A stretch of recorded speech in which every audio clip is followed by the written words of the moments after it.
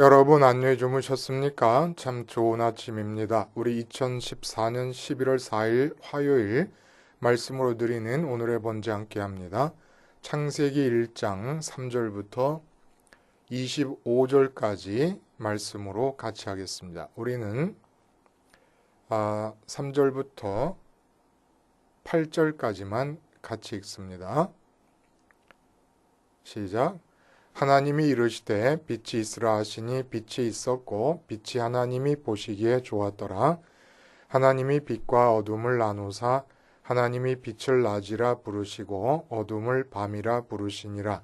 저녁이 되고 아침이 되니 이는 첫째 날이니라. 하나님이 이르시되 물 가운데 공창이 있어 물과 물로 나뉘라 하시고 하나님이 공창을 만드사 공창 아래의 물과 공창 위의 물로 나뉘게 하시니 그대로 되니라. 하나님이 공창을 하늘이라 부르시니라. 저녁이 되고 아침이 되니 이는 둘째 날이니라. 네, 오늘 우리가 함께 읽은 말씀 중심으로 태초의 주체 태아라는 제목의 하나님 말씀 증거합니다. 태초의 주체 태아. 태아는 클 태자에 나아자를 써서 태아. 그 불교에서는 진아라는 말을 쓰지요. 참나. 마음이 성불했을 때, 열반에 도달했을 때의 마음을 진아라고 이 사람들은 표현을 합니다. 근데 모든 인간들의 자아는 그냥 그대로 실제한다는 의미에서 진화합니다. 근데 그런 자아들 중에 태초에 자아가 있었는데 시작의 처음을 태초라고 말하는 것처럼 시작들 중에 가장 큰 시작을 태초라고 말하는 것처럼 자아들 중에 가장 큰 자아를 태아, 하나님의 자아지요. 이 하나님의 자아에 대해서 오늘 함께 말씀을 나눕니다. 드디어 여러분 이제 구체적으로 실질적으로 하나님께서 창조하시는 과정이 기록된 부분을 우리가 앞부분만 읽었습니다. 그래서 이 창조 이야기와 함께 늘 따라 붙어 다니는 논란이 있잖아요. 진화론. 그리고 진화론 대신에 또 과학자들이 만들어낸 게 빅뱅 이론. 이 세상 만물 우주 삼라만상이 어떻게 생겼느냐? 조그마한 점이 순식간에 폭발하면서 생겼다. 이 바로 빅뱅 이론 아닙니까? 그리고 인간은 어떻게 생겼냐? 이 바로 진화론의 의적 과정을 통해서 생겨났다. 이런 게 생겨나요. 그래서 과학이 발달하면서 창조 성경에 나온 창세기의 창조 과정에 대한 보고를 그대로 사실로 믿는 우리들에게 늘 이렇게 귀찮은 존재로 작용을 합니다. 가장 두드러진 것 중에 하나 예를 들면은 우주의 시간이 과학은 150억 년으로 추측을 합니다. 또 지구의 역사를 46억 년으로 추정을 합니다. 그러니까 이 방사능 측정법을 통해서 운석에 대한 방사능 연대 측정법을 적용해 가지고 계산을 하면은 우주의 시간이 150억 년 정도로 추측하는 거고 또 지구의 역사도 46억 년으로 추측을 합니다. 게다가 그 2억 2,500만 년 정도입니까? 그때부터 6,500만 년까지를 중생대라 그러잖아요. 이 중생대에 또 공룡이라는 게 있었어요. 아무도 살아있는 공룡을 직접 본 것은 없고 중생대 공룡이 화석을 통해서 또 발견이 되고 있습니다. 또 인간의 기원을 봐도 오스트랄로피테쿠스 250만 년 전, 300만 년 전이라 하는 사람도 있고 250만 년 전이라는 사람도 있고 그리고 크로마뇽인 아주 최근에 가장 인간에 가까운 현재 인간의 모습과 가까운 인간이 크로마뇽이 4만 년 전 사람이래요. 그러니까 이게 아담부터 시작했다고 하는 인류의 역사가 이렇게 돼버리니까 참 이게 피곤하잖아요. 그렇죠? 그래서 창조과학회 분들은 아주 진땀을 흘리면서 이 성경의 진실을 이 진화론이라든지 빅뱅 이론이라든지 과학적 연대 측정법에 대해서 진리성을 선포하느라고 증거하고 증명하느라고 아주 진땀을 빼고 있지 않습니까? 근데 실제로 또 그런 건 있어요. 인류의 시작이 문자로 기록된 역사를 보면 5천여 년에 불과합니다. 실제로. 그러니까 성경에 나온 족보, 창세기에서 우리가 보게 되었으면 그 족보를 다 연대를 계산해서 더해보면 6천 년밖에 안 되는 거예요. 실제로. 근데 실제 문자로 기록된 인류의 역사가 시작된 것은 5천여 년밖에는 역사가 아니라 이겁니다. 자, 이런 문제가 왜 그렇게 중요한 문제가 될까요? 그리고 왜 이렇게 논란이 되고 어려운 것으로 부각이 되고 있을까요? 우주의 나이가 150억 년이다. 150억 년을 1년으로 치면은, 1년으로 축소하면은 인류의 역사는 단 1초랍니다. 그리고 지구의 역사 46억 년을 하루로 축소했을 때 인류의 역사는 56초래요. 자, 이런 식의 얘기 때문에 마음이 이게 힘들고 귀찮아요. 그렇죠? 성경의 창조의 이야기를 진실로 사실로 믿고 싶은 우리들에겐 걸림돌이 된다는 겁니다. 근데 이게 걸림돌이 되는 이유는 뭐냐 하면은 창세기가 물질적인 차원, 물리적인 차원에서의 창조 이야기를 전하려고 생각하고 있기 때문에 이렇게 힘이 드는 겁니다. 창세기는 쉽게 말하면 사도 요한이 반모섬에서 장차 일어난 일, 장차 위로부터 일어날 일, 위로부터 다가올 재림 전까지의 일을 계시를 받아서 기록한 책이잖아요. 그런데 장차 일어날 일을 계시를 받지 않고 어떻게 알겠습니까? 마찬가지예요. 과거에 있었던 창조 이야기지만, 태초에 있었던 창조 이야기지만 장차 일어날 일이 아니지만 이건 계시가 아니면 알 수가 없는 얘기입니다. 그래서 창세기의 이야기는 모세의 계시록이라고 말해도 된다 이겁니다. 단 요한계시록은 장차 일어날 일이라 그러면 모세의 계시록은 있었던 창조, 태초의 일을 계시를 받아서 기록한 것이지요. 이렇게 모세가 계시를 받아서 우리들에게, 선민들에게, 이스라엘 사람들과 우리 선민들에게 전하려고 하는 내용이었기 때문에 이 창조의 이야기는 물리적인 차원에서의 창조에 관한 진실을 전달하는 것 플러스, 이걸 제외하는 게 아닙니다. 여기서 전달하는 게 무슨 뭐 상징이라든지 뭐 아니면은 신화라든지 무슨 뭐 그 당시에 고대 근동 지방에서 통용되던 창조 설화들을 갖다가 도용한 거라든지 이런 얘기가 아니라 진실이고 사실이고, 그런데 그것이 주안점이 아니라는 거예요. 그럼 뭐가 주안점입니까? 이 창조 이야기를 통해서 우리들에게 어차피 태초에는 아무도 없었으니까 모를 거 아니겠습니까? 누가 있었어요? 아무도 없었는데, 하나님밖에 안 계셨는데. 근데 모세를 통해서 그 당시의 상황을 계시를 해주시고 우리에게 전달하시려고 하는 내용은 물리적인 차원의 삼라만상이 창조되어진 과정뿐만 아니라 그보다 더 중요한 것은 창조주의 주체되심, 주체성, 이것을 우리에게 전달하려고 하는 겁니다. 어차피 창조 이야기를 듣는 우리는 지금 한참 역사가 진행된 뒤에 있는 사람들이 듣는 거니까 우리들과의 관계에서 창조가 갖는 의미를 전달하려고 하는 거예요. 객관적인 창조를 이야기하는 게 아니라, 그렇다고 비객관적이고 순전히 주관적으로 만들어진 이야기라는 뜻이 아니에요. 이 창조 이야기가 전달하려는 주안점이 객관적 사실에 있는 것이 아니라 그런 객관적 사실을 있게 하신 하나님에게 창조가 아니라 창조주를 전달하려고 하는 거라는 겁니다.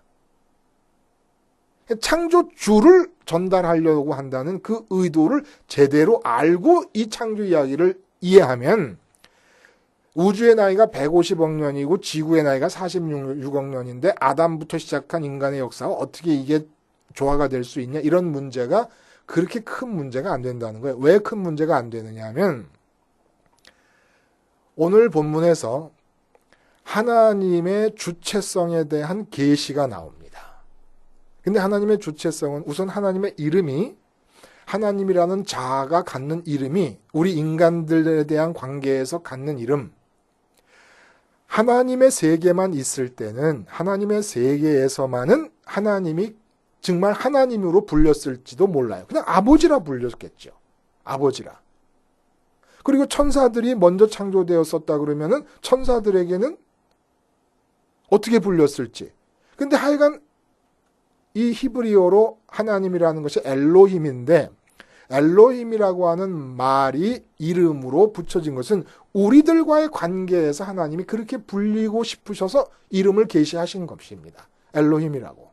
근데 엘로힘이라고 하는 그 히브리어 말뜻 안에는 전능하신 분이다라는 뜻이 있어요. 강하고 전능하시다라는 뜻이 들어있다는 겁니다.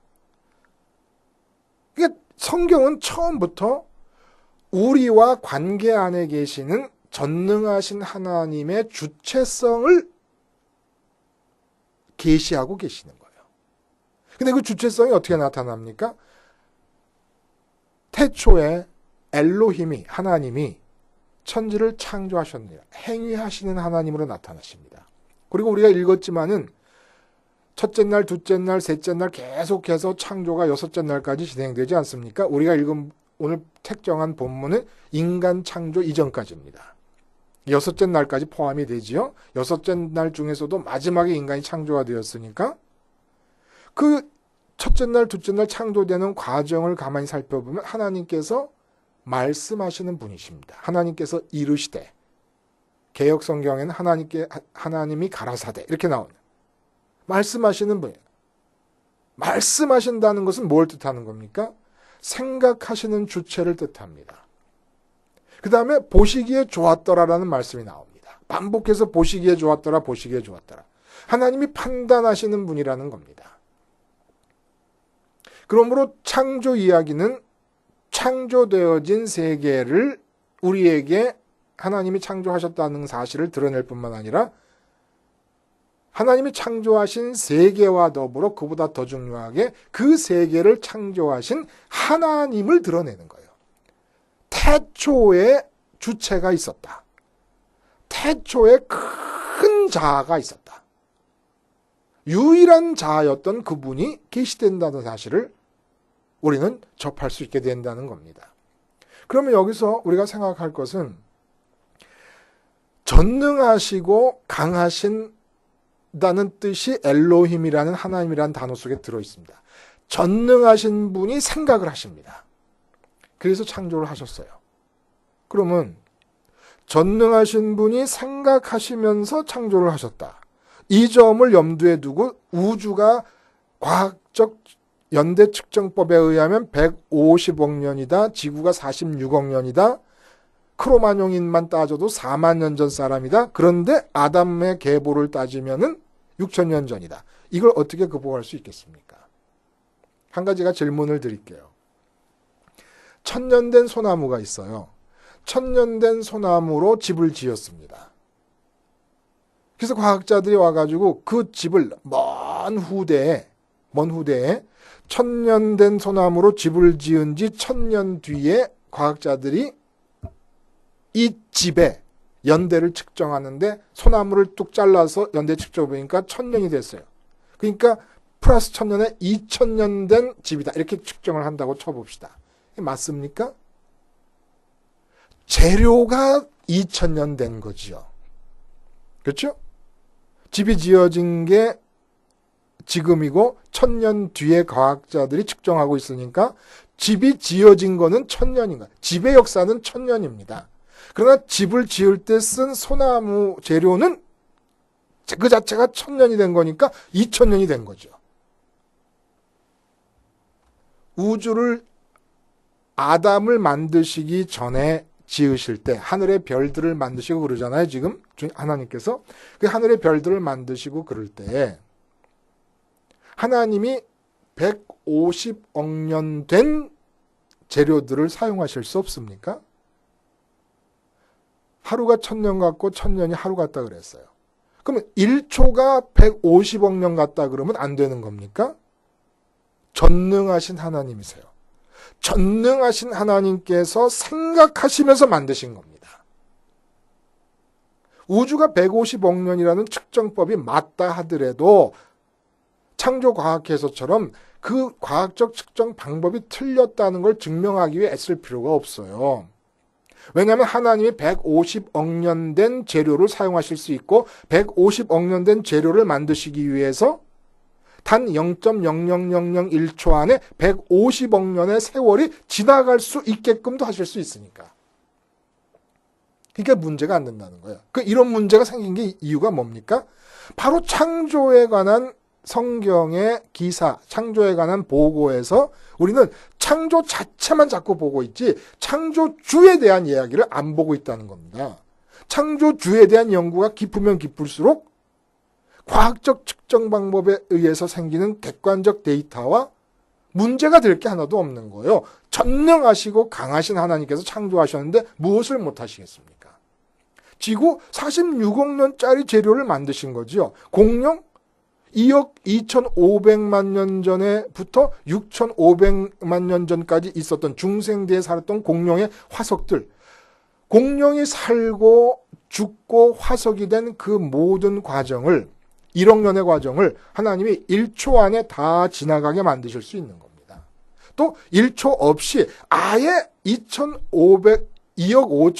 2,500만 년 된 그 연대가 그리고 아예 공룡은 화석으로 만들 수도 있는 거예요. 살아있지 않은 걸 화석으로 만들 수도 있지 않습니까? 처음부터.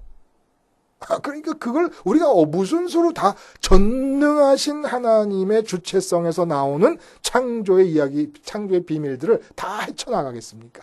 그러니까 과학자들 보고 열심히 밝혀내라고 하세요. 아무 문제 없습니다. 문제될 게 없습니다. 과학자들이 발표하고 발견해냈다 그러면 벌벌 떨 거 하나도 없다는 거예요. 그리고 우리는 하나님께서 이 세상을 창조하셨다는 사실에 대해서 변명할 필요가 없고 이론적으로 논리적으로 무슨 증명을 해야 되기 위해 진땀을 흘릴 필요도 없어요. 어떻게 보면 이론적으로 자꾸 창조가 진실이라는 걸 증명하려는 태도조차도 불신앙적인 거 아닌가 하는 생각이 들 수도 있어요. 그러면 왜 창조의 이야기, 성경의 창조 이야기는 창조 자체보다 더욱더 강하게 하나님의 창조주 대신 그 주체성을 계시하고 있는 것일까? 행위하시는 주체, 말씀하시고 생각하시는 주체, 그리고 보시기에 좋았더라고 말씀하신 판단하시는 주체, 그 주체성을 왜 이렇게 강하게 강조하는 것일까? 어제 말씀드린 대로 혼돈과 공허와 흑암이 덮여있는 기품을 극복하기 위해서 이 주체성을 영입하지 않으면 안 된다는 겁니다. 이게 무슨 얘기입니까? 다시 한번 반복하면 삼위일체 하나님께서 홀로 계실 때 자체 안에 충만한 기쁨과 행복이 있으셨습니다. 아들 하나님이 아버지 하나님 마음속에 들어와 가득하시고 충만하시고 아버지 하나님이 아들 하나님 안으로 들어가 충만하시면서 그 충만함의 기쁨이 나오고 그렇게 아버지 안에 들어오신 아들 하나님, 아들 안에 들어가신 아버지 하나님, 성령님의 교류를 통해서 두 분이 충만한 기쁨 가운데 계셨던 거예요. 그러다가 창조를 생각하시면서 이 하나님이 계신 영역 이외의 영역이 생겨난 겁니다. 근데 그 이외의 영역을 하나님께서 어떻게 구상하시고 설계하셨느냐면 혼돈과 공허로 설계를 하신 거예요.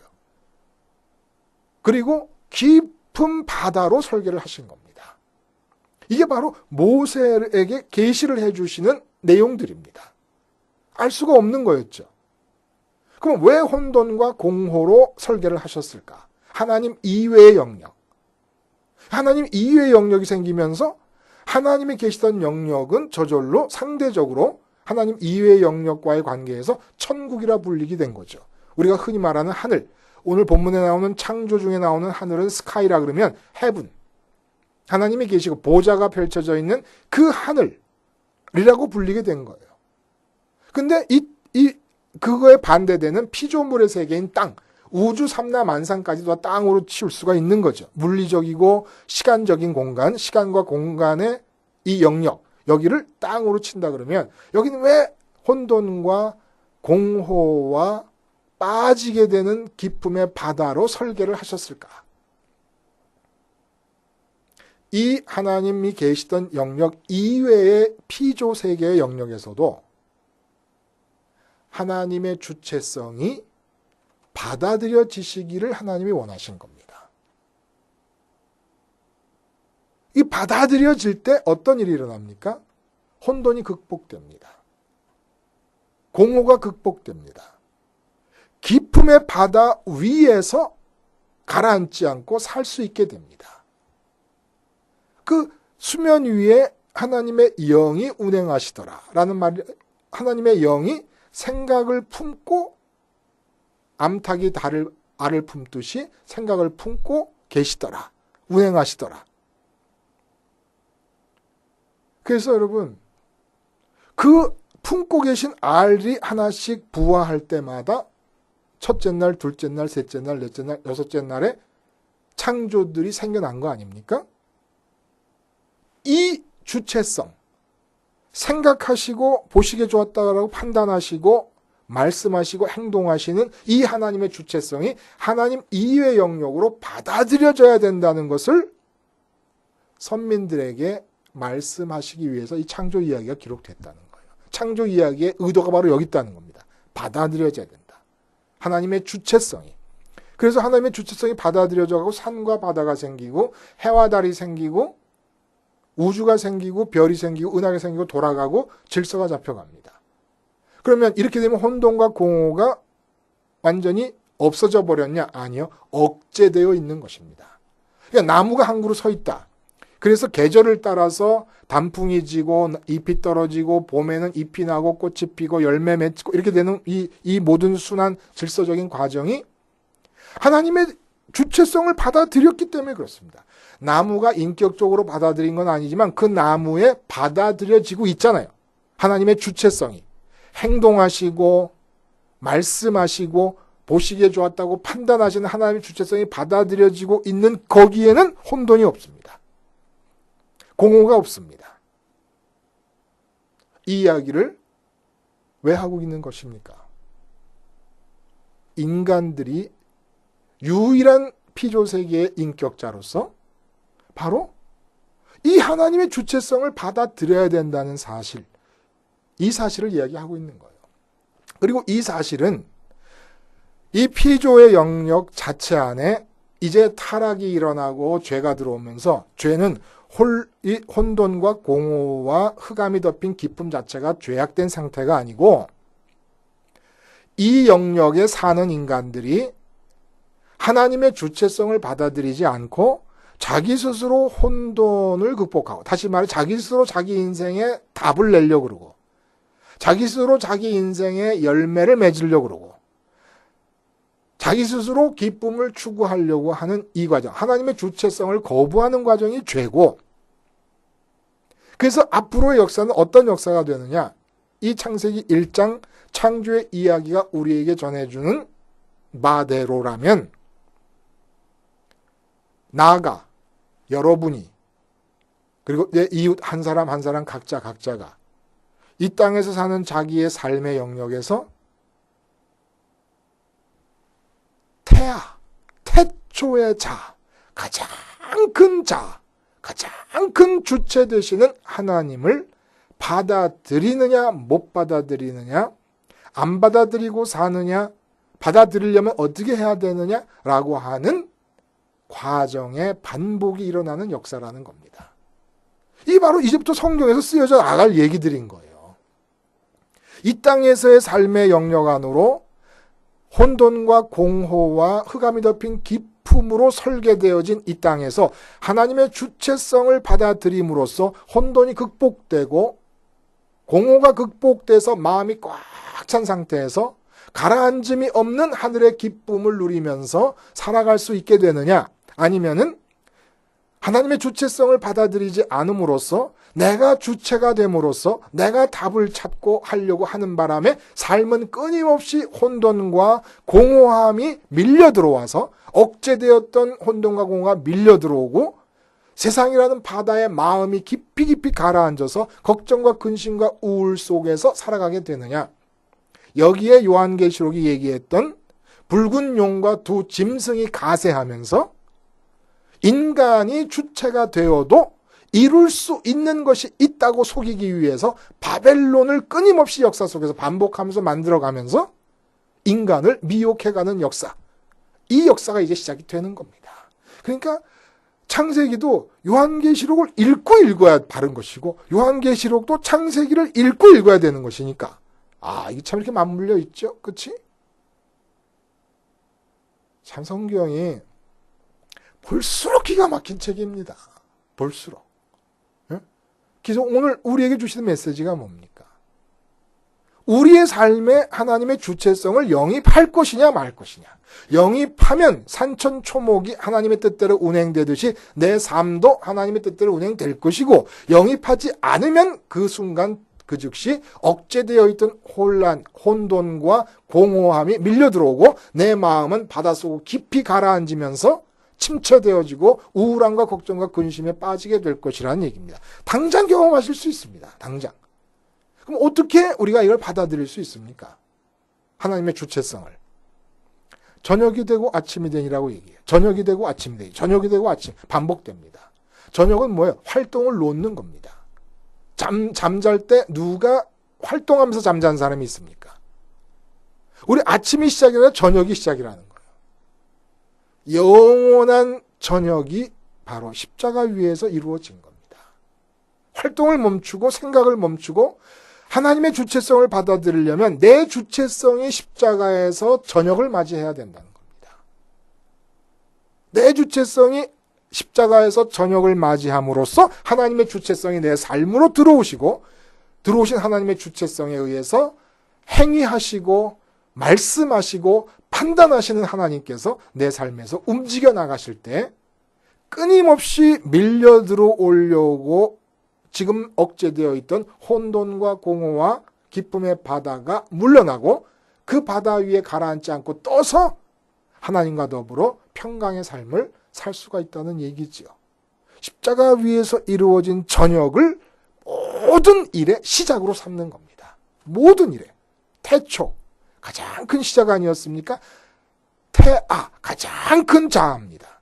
모든 일의 시작을 가장 큰 자아의 주체성을 받아들임으로써 시작하기 위해서 우리는 십자가의 저녁으로 모든 일 앞에서, 모든 사건 앞에서 시작을 하는 거지요. 기도하시겠습니다. 하나님 아버지, 감사합니다. 나를 지어주시고 주체 되신 당신 자신 전체를 나에게 주시기 위하여 십자가 사건까지도 마련하셔서 영원한 저녁을 만드신 우리 하나님, 이 저녁을 통해 하나님의 주체성을 받아들이게 하셔서 나의 주체가 죽고 하나님의 주체를 따라 내 삶이 인도되어질 수 있게 하여 주시옵소서. 예수님의 이름으로 기도하옵나이다. 아멘.